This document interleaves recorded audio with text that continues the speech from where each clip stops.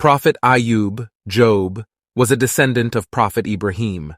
Ayub's mother was the daughter of Prophet Lut, and his wife was a direct descendant of Prophet Yusuf. Ayub lived in Rome with his dear wife Rahma and 14 children. Ayub was a prophet who was immensely blessed by Allah. He was strong and healthy, had large plots of land, abundant livestock, and a righteous and beautiful family. He was also a community leader who was highly respected and loved by his people. Despite his status and wealth, Ayub was never arrogant. He was always humble. He readily helped the deprived, and constantly thanked and glorified Allah for everything he was blessed with. One day, high up in the heavens, the angels began discussing about the best of humans who lived on earth. An angel amongst them said, "The best creature on earth today is Ayub, a man of noble character who displays great patience and always remembers his generous Lord. He is an excellent model for the worshippers of Allah. In return, his Lord has blessed him with a long life and plenty of servants. The needy and the poor share in his good fortune. He feeds and clothes the poor and buys slaves to set them free. He makes those who receive his charity feel as if they are favoring him. So kind and gentle is he." Satan, who was in the vicinity, overheard the discussion and became very angry. He immediately began plotting to lure Ayub away from the worship of Allah.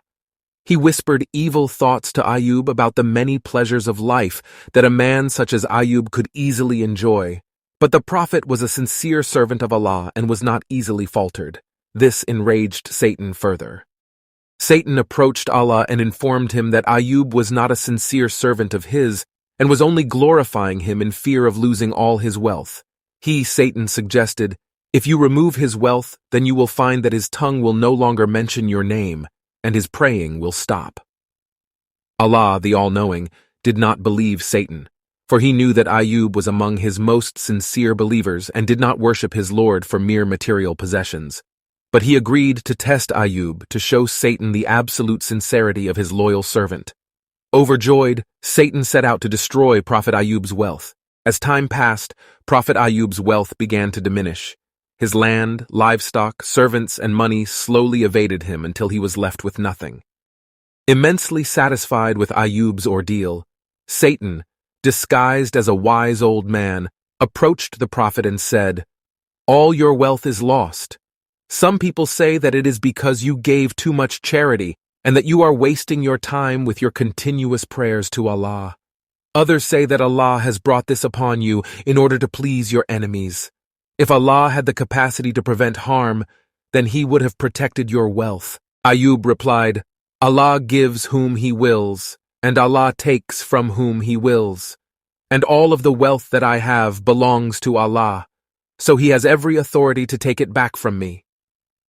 Ayub then turned around and continued to thank and praise Allah. Feeling rather frustrated, Satan returned to Allah and said, "I have stripped Ayub of all his possessions, but he still remains grateful to you. However, he is only hiding his disappointment. The real test of a parent is through his children. You will see how Ayub will reject you." Allah still knew that Ayub's faith and love for his Lord will not waver, but He agreed to test Ayub further. Before long, the building in which Ayub's children lived crashed, killing all 14 of his young, beautiful children. Satan once again visited Ayub disguised as sympathizing bystander and remarked with sorrow, "The circumstances under which your children died were sad. Surely your Lord is not rewarding you properly for all your prayers." Ayub responded, "Allah gives me what is good for me, and takes away what Allah sees that is displeasing for Him and for me. Allah sees that all of these children may be a strong test and trial for me, so Allah took them away from me. Whether a thing is beneficial or harmful to me, I will remain firm in my belief and remain thankful to my Creator." Satan rushed back to Allah and said, "O my Lord, Ayub's wealth is gone, his children are dead, and he is still healthy in body, and as long as he enjoys good health, he will continue to worship you in hopes of regaining his wealth and producing more children. Grant me authority over his body so that I may weaken it. He will surely neglect worshipping you and will thus become disobedient." Allah granted his request but instructed, "I give you authority over his body, but not over his soul, intellect, or heart, for in these places reside the knowledge of me and my religion. Soon after, Ayub's health began to deteriorate. He was so ill that the skin of his body used to fall off, revealing his muscles and bone.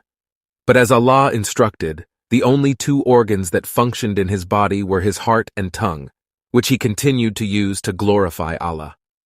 Ayub suffered through severe pain, but he never allowed himself to complain or falter in his belief in Allah. The people of the city began discussing, if Ayub was a good person, Allah wouldn't have done this to him. And eventually, they abandoned him.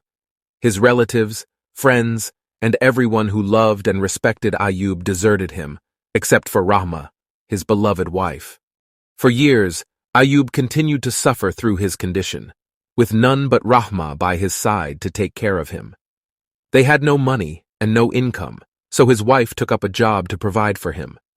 But the people of the city did not allow Rahma to work for long, for they feared that she would afflict them with the same illness as her husband. Ayub, meanwhile, continued to pray to Allah to give him the strength and patience to endure this pain and suffering. One day, Satan appeared before Rahma in the form of man and asked her, "Where is your husband?" Pointing at the almost lifeless figure of Ayub, Rahma replied, "There he is, suspended between life and death." Satan then went on to remind her of the blissful days of good health, children, and wealth. Overwhelmed with the years of pain and hardship, Rahma approached Ayub and wailed, "O Ayub, you are the prophet and the messenger of Allah. You have the closest relationship to Allah. Ask Allah to take you out of this harm that you are in." Ayub sighed and replied, "Satan must have whispered to you and made you dissatisfied. Tell me, how long did I enjoy good health and riches?" His wife responded, 80 years or so. He replied, "For how long am I suffering like this?" She said, 7 years. Ayub then said, "In that case, I am ashamed to call on my Lord to remove my hardship, for I have not suffered longer than the years of good health and plenty. It seems your faith has weakened, and you are dissatisfied with the fate of Allah. If I ever regain health, I swear I will punish you with 100 strokes. From this day onward, I forbid myself to eat or drink anything by your hand. Leave me alone, and let my Lord do with me as he pleases." Feeling helpless, Ayub turned to Allah, seeking his mercy. "Verily, Satan has touched me with distress by losing my health, and torment by losing my wealth," he prayed. Allah immediately responded to Ayub's desperate call for help. Allah said, "Strike the ground with your foot. This is a spring of water to wash in and cool, and a refreshing drink."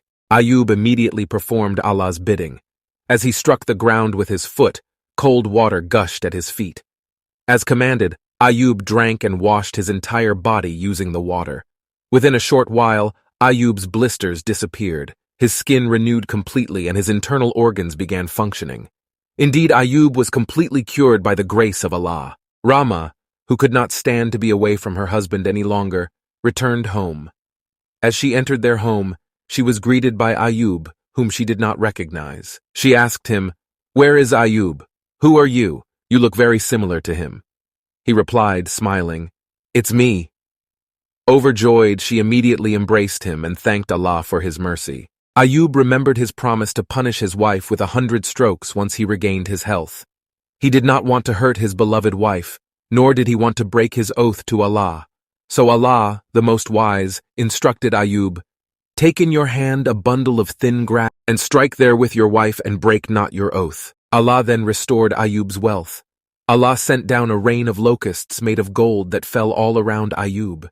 When Ayub began gathering the gold locusts, Allah asked him, "O Ayub, have I not made you too rich to need what you see?"